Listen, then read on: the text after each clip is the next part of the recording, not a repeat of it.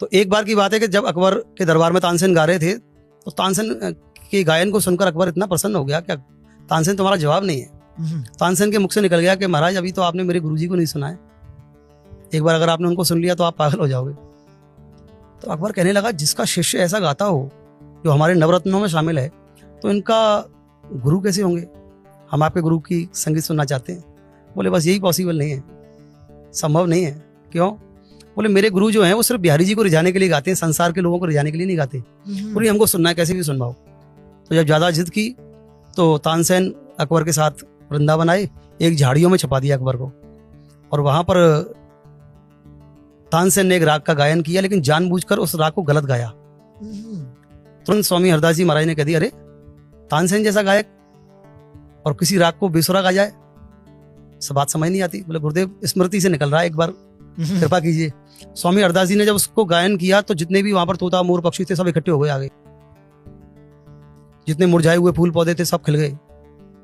तो संगीत का गायन सुना तो अकबर से रहा नहीं गया, ताली बजाते बजाते बाहर निकल के आ गया, आनंद आ गया। स्वामी हरदास जी कहने लगे ये कौन? महाराज ये अकबर हैं।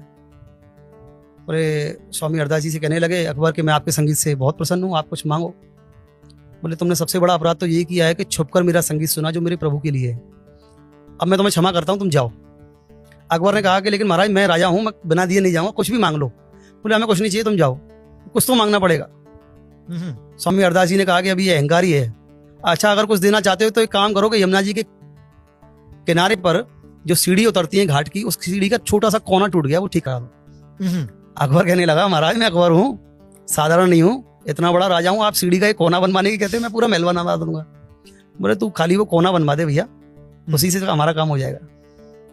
अकबर पहुंचा, जब जाके उसने उस सीढ़ी के कोने को देखा तो उसमें इतने बेशकीमती हीरे मोती माणिक जड़े हुए थे कि स्वामी हरदास जी के चरण पकड़ लिया। अकबर ने कहने लगा महाराज अगर मेरा पूरा खजाना भी बिक जाए ना तो भी मैं इस कोने को नहीं बना पाऊंगा, ये इतनी बेशकीमती हीरे जवाहरात इसमें लगे हुए हैं।